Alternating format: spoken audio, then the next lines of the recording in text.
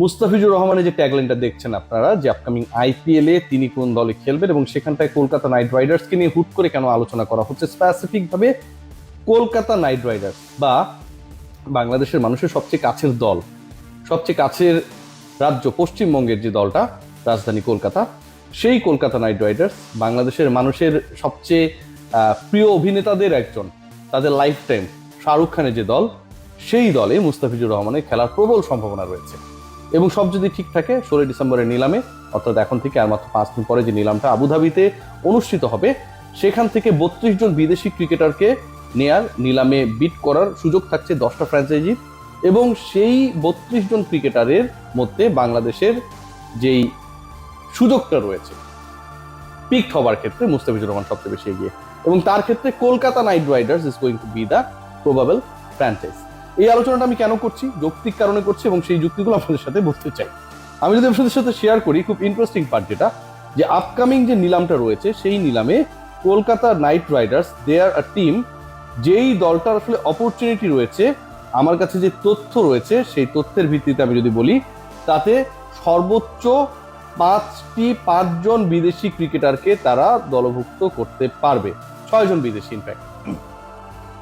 Kolkata night রাইডার্সের হাতে রয়েছে প্রায় 65 কোটি রুপি, এবং এই 65 কোটি রুপিতে কলকাতা নাইট রাইডার্সকে কিনতে হবে 13 ক্রিকেটার, 13 জন ক্রিকেটার কলকাতা নাইট রাইডার্সকে কিনতে হবে। এবং এই 64.30 কোটি রুপির মধ্যে 13 ক্রিকেটারের মধ্যে 50% তাদেরকে বিদেশি কোটার ক্রিকেটার কিনে সেটা ফিল আপ করতে হবে। আপনার 31 জন বা 32 জন বিদেশি ক্রিকেটারকে দলগুলো কিনবে, তার 6টাই কিনতে হবে কলকাতা নাইট রাইডার্সকে। এখন যখন এরকম একটা দল, যারা 6 জন ক্রিকেটার কিনবে বিদেশি ক্যাটাগরি থেকে, কিনতেই হবে, এবং তার হাতে টাকাও রয়েছে, এবং তার হাতে মুস্তাফিজের মতো একজন ক্রিকেটার রয়েছে যাকে পিক করা সম্ভব, শুধুমাত্র মুস্তাফিজ পিকড হলে বা তাকে কেনা হলে ওই পার্টিকুলার ফ্র্যাঞ্চাইজির তার ঘরের মাঠ থ্রু আউট দ্য আইপিএল কিংবা পারফরমেন্স বেসিসে মুস্তাফিজ এই মুহূর্তে যে অবস্থায় রয়েছে সেই জায়গা থেকে কনফিডেন্স যোগাবে, বাট এমন না, এর বাইরেও একটা বিশাল ফ্যান বেস কলকাতা কেন্দ্রিক হয়ে যাবে, বাংলাদেশের প্রায় একটা বড় অংশ দেশে বিদেশে। সো ওভারঅল যখন আপনি 6 জনকে পিক করবেন, এবং সেই 6 জনের মধ্যে বাংলাদেশের 7 জন ক্রিকেটার, যারা বিদেশির 110 জন বিদেশি নিলামে উঠবে তাদের মধ্যে 7 জন রয়েছেন, সেই 7 জন ক্রিকেটারের একজন মুস্তাফিজুর রহমান, তার পিক হওয়ার সম্ভাবনা সবচেয়ে বেশি। কয়েকটা কারণ রয়েছে আপনারা জানেন। প্রথমত, যেটা কলকাতাকে এমন না যে একটা দুইটা ক্রিকেটারই নিতে পারবে, তারা নিতে পারবে 6 ক্রিকেটার। এমন না ক্রিকেটার, তাদের এই 6 ক্রিকেটার নেয়ার জন্য হাতে রয়েছে 15 কোটি 20 কোটি রুপি, তাও না, সবচেয়ে বেশি বাজেট রয়েছে তাদের হাতে। সো এটা একটা কারণ। দ্বিতীয় কারণটা খুবই ইন্টারেস্টিং। মুস্তাফিজের আইএল টি20 পারফরমেন্স যদি আপনারা দেখেন, সেখানে যে পারফরমেন্স করছেন, এবং এই টুর্নামেন্টে অনেকগুলো ফ্র্যাঞ্চাইজির মালিকানার সাথে কিন্তু ভারতীয়রা জড়িত। আইপিএল ফ্র্যাঞ্চাইজিগুলোর সাথে যারা জড়িত কোওনার হিসেবে কাজ করে, তারা কিন্তু আইএল টি20 দলগুলোরও কোওনার। ওইখানটায় মুস্তাফিজের সবশেষ পারফরমেন্স যদি আমরা বলি, যে অসাধারণ খেলেছেন। গতকালের আগ পর্যন্ত যে পারফরমেন্সটা ছিল, 42টা বল করেছেন, 24টা ডট দিয়েছেন, 4টা উইকেট নিয়েছেন, এক কথায় অসাধারণ। মুস্তাফিজের এই বছরের পারফরমেন্স যদি দেখা হয়, বাংলাদেশ ন্যাশনাল টিমের হয়ে দারুণ পারফর্ম করেছেন, এবং অনেক ক্ষেত্রেই মুস্তাফিজ আনলাকি থেকেছেন, তিনি পারফর্ম করার পরেও বাংলাদেশ জিততে পারেনি ব্যাটারদের ব্যর্থতার কারণে। মুস্তাফিজুর রহমানের লাস্ট আইপিএলে রিপ্লেসমেন্ট ক্রিকেটার হিসেবে যখন খেলতে গেলেন দিল্লিতে, সেখানকার পারফরমেন্স যদি আপনারা দেখেন, সবগুলো জায়গায় মুস্তাফিজুর রহমান তার টপ নচ ফর্মে রয়েছেন। এবং 2 কোটি রুপি ভিত্তিমূল্যের মুস্তাফিজ এবার আমার কাছে মনে হয় যে যথেষ্ট বিডিং হবে তাকে নিয়ে। তার ভিত্তিমূল্যের থেকে মোটামুটি 2 গুণ 3 গুণ যদি প্রাইসে বিক্রি হয়, সেটা আসলে অবাক হওয়ার কোনো কারণ থাকবে না।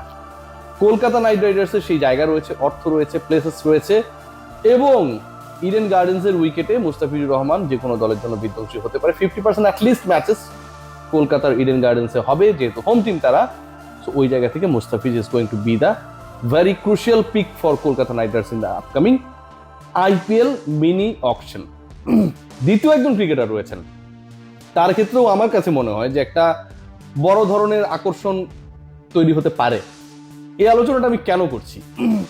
এই আলোচনাটা করার পেছনে রয়েছে, আমরা এই ক্রিকেটারকে নিয়ে আসলে কোনো ধরনের, কি বলবো, যে খুব বেশি এক্সপেকটেশনস করি নাই।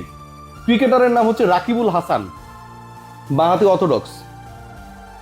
যেই 7জন ক্রিকেটার নিলামে রয়েছেন তাদের মধ্যে 5জন পেসার, 2জন স্পিনার বাংলাদেশের। রাকিবুল এখানটায় থাকবে, কেউ এক্সপেক্ট করেছিল? আচ্ছা ধরেন থাকলো, 1390 জন ক্রিকেটার রেজিস্ট্রেশন করেছে, রাকিবুলও করেছে, মানলাম এই পর্যন্ত ঠিক আছে। কিন্তু এই সংখ্যাটা যখন মাইনাস হয়ে গেল, মাইনাস হয়ে আসলো হচ্ছে 350, খেয়াল করে দেখবেন 1390 থেকে 350, মানে 1040 জন ক্রিকেটার বাদ পড়ে গেছে, 1040 জন ক্রিকেটার এলিমিনেটেড হয়ে গেছে। কিন্তু ওই 1040-এর মধ্যে it's a huge number, Rakibul বাদ পড়েন নাই। 30 লাখ রুপিস ভিত্তিমূল্যের রাকিবুলকে রেখে দেওয়া হয়েছে। কেন?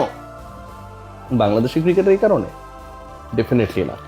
যেই ক্রিকেটারদেরকে রাখা হয়েছে, এই রাখার পেছনে দুইটা বডির অ্যাক্টিভ ডিসিশন কম্বাইনলি কাজ করেছে। একটা হচ্ছে আইপিএল গভর্নিং বডি, আর একটা হচ্ছে ফ্র্যাঞ্চাইজি ওনারশিপে যারা রয়েছেন তাদের চয়েসটা কি। রাকিবুলের সবশেষ এশিয়া কাপে, emerging Asia cup, rising stars Asia cup, যেভাবে বলি না কেন, পারফরমেন্স ব্যাটে বলে ওয়াজ ট্রেমেন্ডাস। রাকিবুলের ওই পারফরমেন্সটা এবং বাংলাদেশ দল শেষ পর্যন্ত end of the day champion হতে পারে নাই, পাকিস্তানের বিপক্ষে হেরে গেছে। সুপার ওভার নিয়ে অনেক প্রশ্ন ছিল, but the way Rakibul played throughout the tournament, the Rakibul played against India, ইন্ডিয়ানদের কাছে সেটা ম্যাটার করে। তাদের বয়স ভিত্তিক দলে অনেক ক্রিকেটার কিন্তু ওই 240 জন যারা আসলে নিলামে উঠবেন, অধিকাংশই আনক্যাপড, অধিকাংশ ন্যাশনাল টিমের হয়ে কখনো খেলেন নাই। সেই ক্রিকেটাররা কিন্তু রাকিবুল ক্যাটাগরির ক্রিকেটার। সো রাকিবুলকে রাখা হয়েছে প্রথমত ফ্র্যাঞ্চাইজিগুলোর আগ্রহের একটা ব্যাপার রয়েছে, দ্বিতীয় তার last performance rising stars Asia cup, third যে পয়েন্ট তার প্রাইস হচ্ছে 30 লাখ রুপিস। 30 লাখ রুপিস, যেই দলটা 64 কোটি রুপি নিয়ে নামবে নিলামে, যেই দলগুলো 45 কোটি রুপি নিয়ে নামবে, 17-18 কোটি রুপি নিয়ে নামবে নিলামে, তাদের জন্য 30 লাখ রুপি দিয়ে একজন রাকিবুলকে পিক করা is not going to be a very tough task. So রাকিবুলের ব্যাপারে আপনারা মানেন আর না মানেন, এবারের নিলামে একটা চমক হতেও পারে। বাংলাদেশ ন্যাশনাল টিমের হয়ে খেলার সেভাবে সৌভাগ্য না হওয়া একজন ক্রিকেটার আইপিএলে যদি পিকড হয়ে যান, তাহলে আমি অন্তত অবাক হব না, এবং এটা টোটালটাই হবে অ্যাকর্ডিং টু হিজ পারফরমেন্স, তার লাস্ট পারফরমেন্স অনুযায়ী। What about Rishad? আমার কাছে মনে হয় একটা বিগ অপরচুনিটি রয়েছে। অনেকেই বলছে বিগ ব্যাশে ভালো করলেই রিশাদ আইপিএল এর সুযোগ পাবে। নো ভাই, মানে আইপিএল এর নিলাম 4-5 দিনের মধ্যে হবে, রিশাদ বিগ ব্যাশ খেলবে পুরো 1 মাস জুড়েই। সো বিগ ব্যাশের পারফরমেন্সের পরে যদি নিলামটা হতো, তাহলে বিগ ব্যাশে রিশাদ কি করলো সেটার উপর ভিত্তি করে হয়তো আমরা বলতে পারতাম যেখানে রিশাদ ভালো করেছে দেখে আইপিএল এ পিক হবে। বিগ ব্যাশে রিশাদ ভালো করার আগেই, বিগ ব্যাশ মিশন শেষ হওয়ার আগেই আলটিমেটলি আইপিএল নিলাম শেষ হয়ে যাবে, মিনি অকশন শেষ হয়ে যাবে। বাট রিশাদের যে পারফরমেন্স, ন্যাশনাল টিমের হয়ে 33 উইকেট, ক্যালেন্ডারে সবচেয়ে বেশি বাংলাদেশিদের মধ্যে, মানে লাস্ট ইয়ারে 33টা উইকেট পেয়েছেন তিনি। সেকেন্ড হাইস্ট উইকেট টেকার তার থেকে 10-11 উইকেট কম। ইকোনমিক্যাল ছিলেন, ক্লিনিক্যাল ছিলেন, মোমেন্টাম শিফটার ছিলেন। সো অনেকগুলো প্লেসেস রয়েছে যেখানটায় Rishad Hossain ultimately did pretty good. Leggie, এটা একটা বড় plus point. Has the control over ball, এটাও আর একটা বড় পয়েন্ট। সো আমার কাছে মনে হয় মুস্তাফিজুর রহমানের আলটিমেট অ্যাড্রেস হতে যাচ্ছে upcoming BPL for the first time in Kolkata night Riders, কারণ they have to pick 6 foreign cricketers, overseas cricketers at least. So ওই জায়গা থেকে মুস্তাফিজ একটা বড় সুযোগ রয়েছে। Also they have a big bucket to spend. আর একই সাথে রাকিবুল এবং রিশাদের ব্যাপারে আই হ্যাভ সাম হোপ। এই গ্রেটকে সবাই ভালো থাকবেন।